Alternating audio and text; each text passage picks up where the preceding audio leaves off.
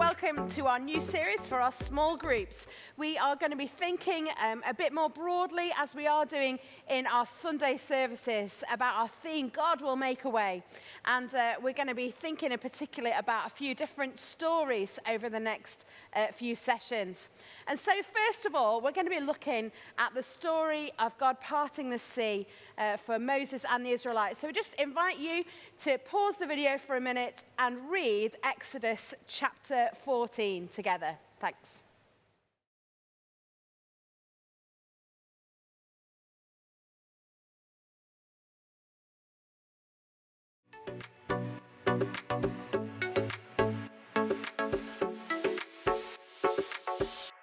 So last year, Yes. I went to the theatre in London. Oh, very nice. What did you see? Went to see The Prince of Egypt, Oh, which of very course nice. picks up the story Yes. of Moses. Yeah. And we had a lovely time. It was really, really good. Excellent. Until it got to the end. Okay. So what they did is they changed the end of the story, which I found utterly fascinating. So you get to the point when Moses is leading the people of Israel, and they're there at the Red Sea, Yeah. and God parts the way, Beautiful. and then they go across, and then there's a final scene, and the final scene is Moses and Pharaoh standing arm in arm, best buddies. And I remember just thinking, that is not how it ends. That is not how it ends. Not quite. And because you've just read Exodus 14, you will know that that's not how it ends. And actually we hear about Pharaoh and the whole Egyptian army. They drown.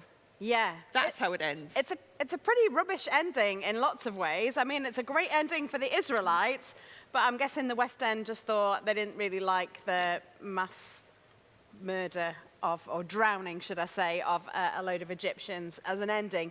Maybe it doesn't have quite the same feel as you're leaving the theatre. I get that, but it's really interesting, isn't it, that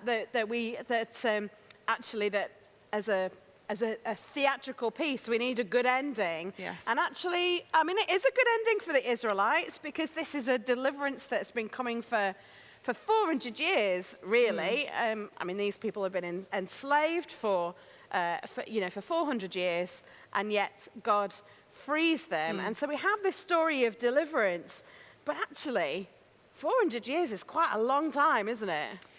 It is, and as we think about that, we hear that God hears them.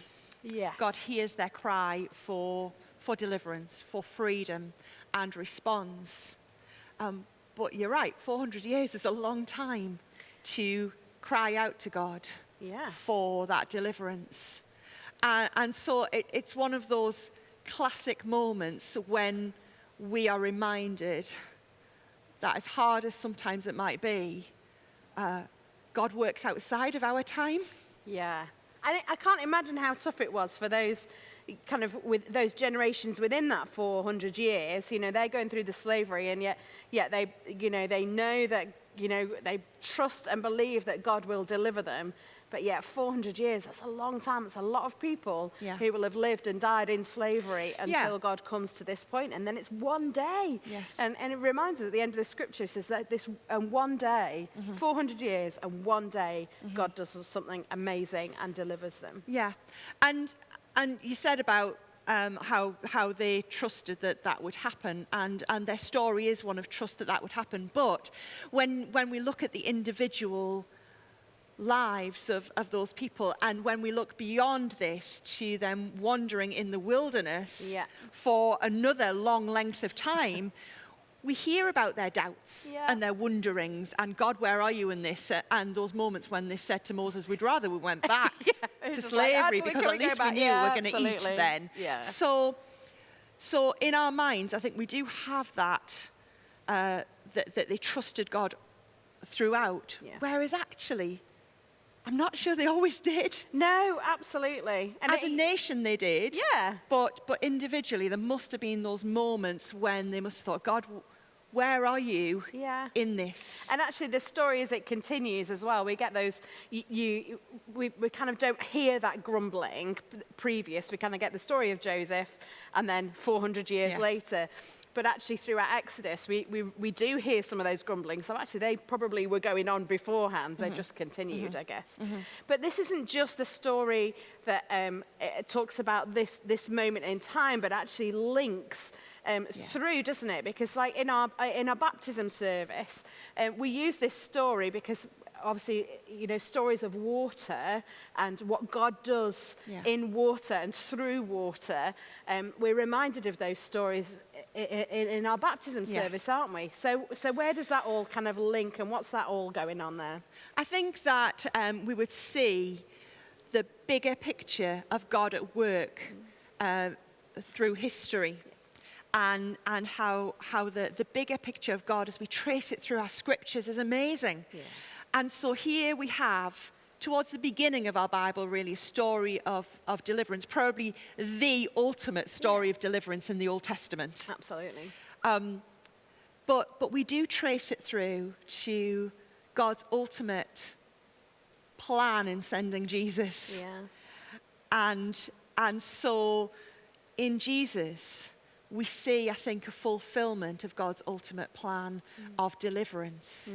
So for the Egyptians, for the Israelites, God made a way, and they found their deliverance. Their freedom, in all of that, But in Jesus, we see ultimate deliverance, and we see it as deliverance from sin. Yeah. From those things that build up a barrier between human beings and God. Yeah. And so Jesus, in our baptism service, it uses these words, Jesus passed through the deep waters of death and lives forevermore. Yeah. And so that does take us back in our minds to Exodus 14. Absolutely. But in Jesus we find that deliverance from sin. Yeah. And I think that speaks about individual sin, the stuff that happens within our lives that builds up those barriers between us and God, the freedom that we find as Jesus passed through the deep waters of death and lives forevermore. Then we are given that freedom to be able to live our lives according to God's ways and God's will for us. Yeah, so we've got this kind of a real physical freedom, don't we, for the physical freedom and deliverance from slavery that links all the way through Scripture to not just a physical freedom, but our spiritual freedom as well. Yes. So it'd be really interesting to have a think about what some of that looks like for us today. Yeah.